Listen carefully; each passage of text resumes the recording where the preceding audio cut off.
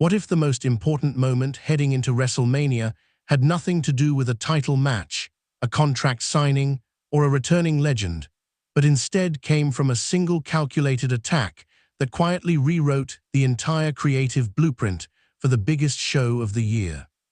Because that is exactly what happened when Gunther inserted himself into Seth Rollins' world.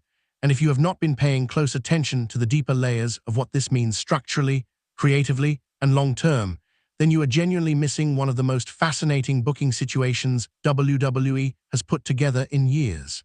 Welcome back to Wrestling Juice, where we break down the business of professional wrestling at a level most people simply are not willing to go. Gunther stepping into a live angle with Seth Rollins at this precise moment in the calendar is not just a surprise beatdown for the sake of generating reaction. It is a deliberately calculated disruption of match structure, packing hierarchy, and long-term booking logic at the most critical time of the wrestling year, right on the doorstep of WrestleMania. And from a pure creative architecture standpoint, that distinction matters enormously, because this particular segment has people inside the industry genuinely divided in a way that you do not see very often. When you break this down from the perspective of ring psychology and narrative construction, Gunther inserting himself into a storyline that has been orbiting Paul Heyman and Seth Rollins fundamentally changes the entire rhythm of how this feud was always supposed to escalate. Rollins as a character has always thrived on layered, patient storytelling, the kind built on slow burn heat, methodically constructed promos, and then explosive payoff matches engineered around deliberate tempo shifts that reward long-term viewers. Gunther, by contrast, is the living embodiment of linear dominance in professional wrestling. His matches are architected around absolute control, sustained punishment, and incremental escalation delivered through suffocating ring work and punishing strikes. Those two creative philosophies do not naturally intersect unless the booking surrounding them is extremely intentional and precise.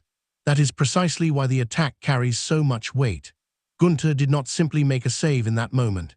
He fundamentally altered the narrative gravity of the entire program, and everything that comes after now exists in a different creative universe than the one that was being constructed before he arrived.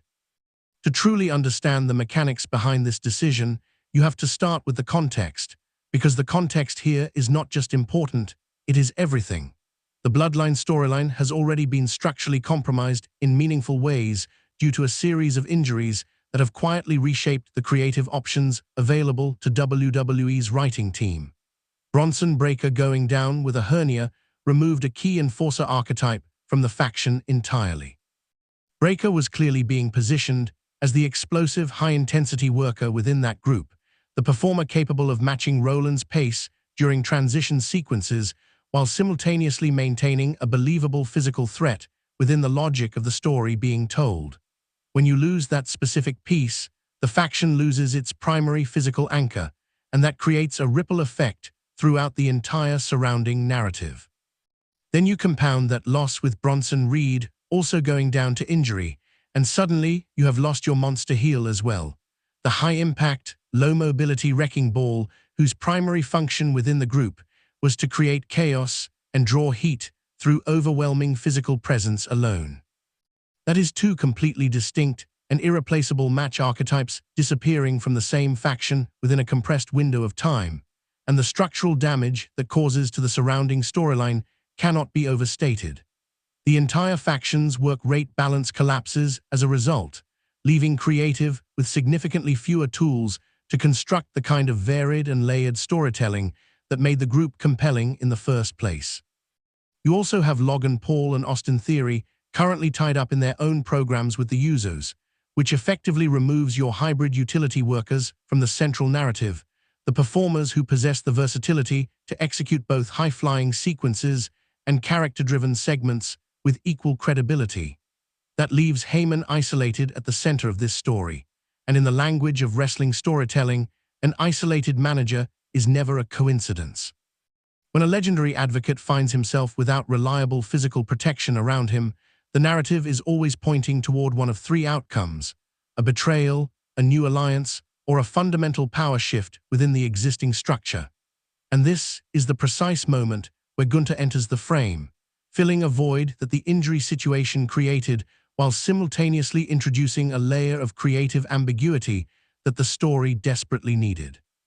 From a pure storytelling psychology standpoint, Gunther appearing to save Heyman generates what veteran analysts would describe as false alignment heat, a situation where the audience is immediately forced to speculate without being given enough information to reach a definitive conclusion. Are these two now aligned? Is this the beginning of a new faction evolution? Is Gunther positioning himself as the new enforcer for a restructured version of the Bloodline? That speculation alone generates genuine organic engagement, even if the ultimate payoff turns out to be a complete swerve in the opposite direction. However, according to reporting from WrestleVotes through Fightful Select, the current internal creative direction suggests that Gunther is not actually joining the Bloodline in any formal or long-term capacity. And perhaps even more critically, Heyman is expected to be absent from Gunther's corner when the match against Rollins takes place. That particular detail carries enormous implications for how this program is being positioned, because if Heyman is not at ringside, then Gunther versus Rollins is being constructed as a pure wrestling contest rather than a faction-driven storyline match with interference and outside involvement built into its architecture. That distinction means the booking intent shifts from narrative progression toward in-ring credibility as the primary currency, and in the current wrestling landscape, that is a creative statement in itself. From a match construction standpoint, Gunther versus Rollins has legitimate match of the year ceiling, and that is not hyperbole when you examine what each performer brings to the table and how those contrasting philosophies would theoretically interact over the course of a long, properly structured contest. Rollins builds his matches through chaos and unpredictability, using explosive sequences and rapid momentum shifts to destabilize his opponent's game plan and force faster exchanges than they are comfortable with. Gunther constructs his matches through absolute control, ironclad discipline, and methodical destruction that gradually increases in intensity as the match progresses. The defining moment of any match between these two would almost certainly be what analysts describe as the second gear shift, the point where Gunther's carefully established control structure begins to crack under the pressure of Rollins' relentless unpredictability, forcing both performers into a different kind of match than either one originally intended to have. Gunther is arguably the single best performer in professional wrestling today when it comes to mid-match packing adjustments, the ability to recalibrate tempo and intensity in real time based on crowd response and opponent behavior. If the match is booked with the space and the time allocation it deserves, that collision of contrasting styles has every ingredient necessary to produce something genuinely special and memorable. But the more pressing question here is not about the match itself. It is about the booking logic surrounding it and what that logic reveals about where WWE's creative priorities currently sit. Because internally, this was reportedly not a unanimous decision among the people responsible for building the card. One faction within creative reportedly wanted Rollins to finish the Bloodline storyline first before transitioning to any new program, which from a traditional storytelling perspective makes complete and logical sense. You generally do not leave a major faction arc unresolved heading into WrestleMania unless you are planning a significant twist or building toward a long-term payoff that requires the unresolved tension to carry forward. The competing argument was far more straightforward and business-driven. Gunther needs a marquee WrestleMania match, full stop.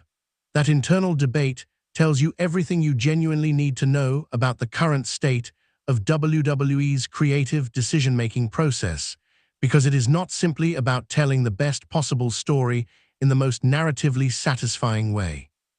It is equally about card construction strategy, star power allocation, and the practical reality that certain performers are too valuable as match-quality anchors to be positioned anywhere other than the highest-profile spots on the biggest show of the year.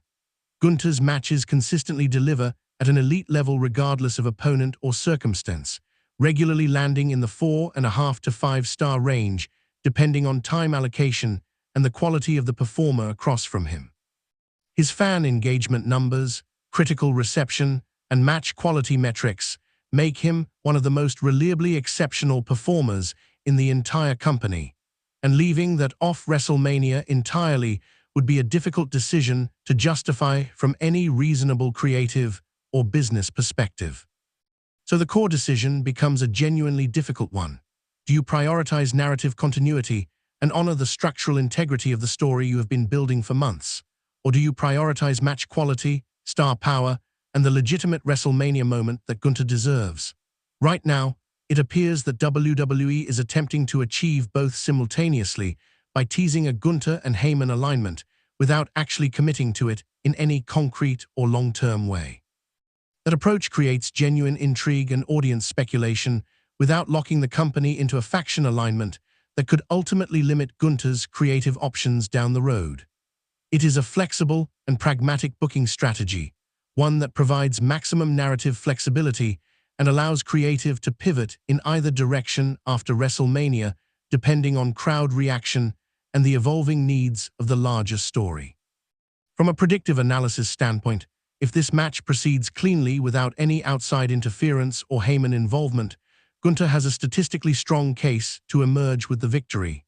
His booking over the past calendar year has been exceptionally well protected, with losses being rare and always occurring under carefully constructed circumstances designed to minimize any lasting damage to his credibility.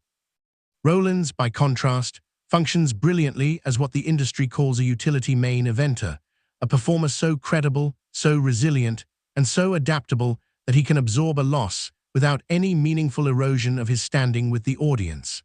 That dynamic makes him an ideal opponent for a performer like Gunther, who is being positioned as an unstoppable force, requiring increasingly significant victories to sustain that aura.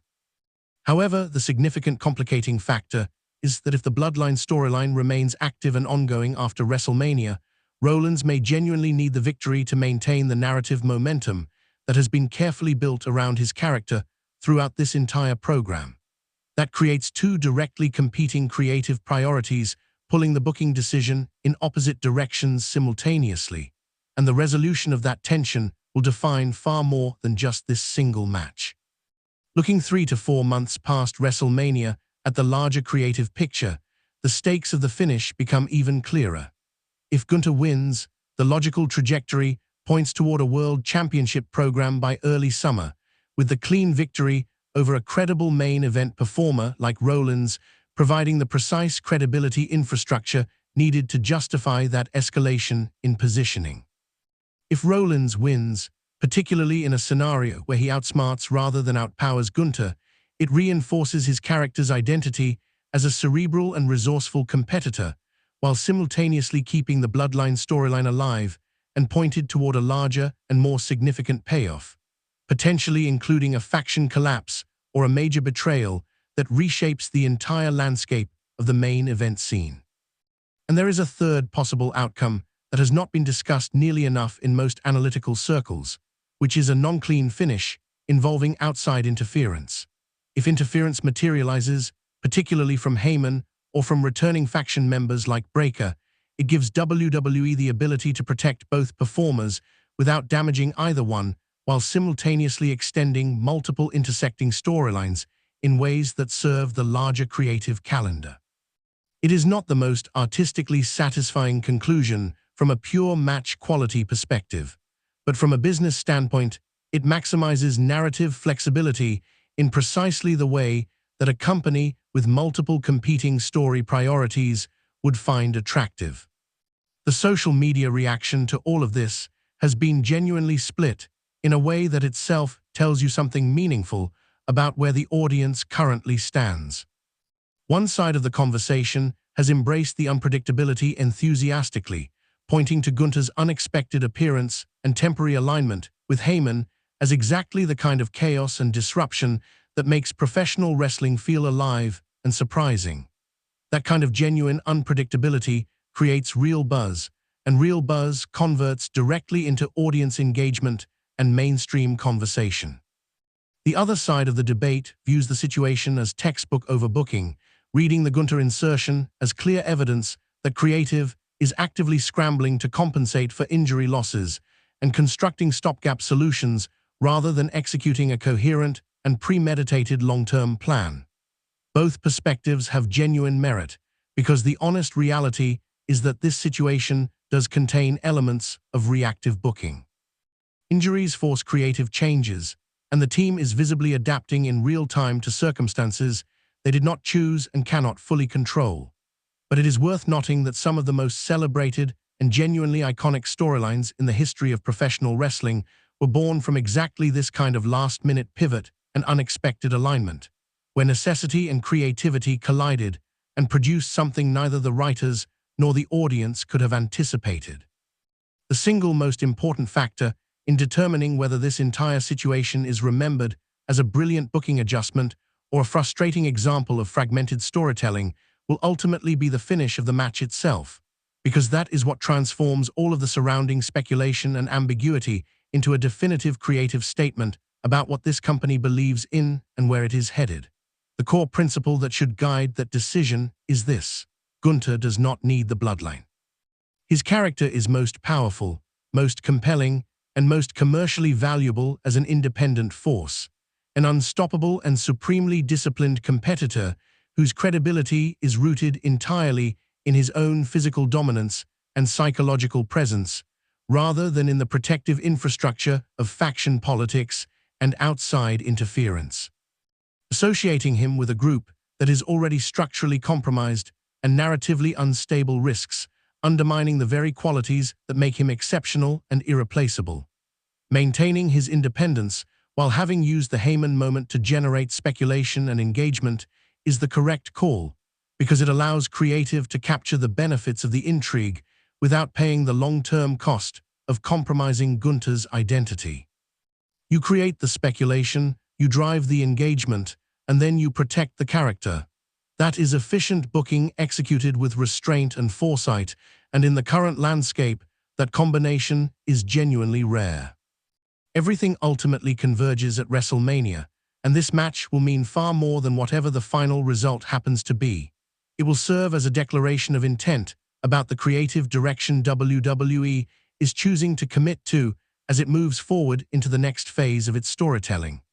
Are they doubling down on Gunther as the next dominant main event force around whom future championship narratives will be constructed?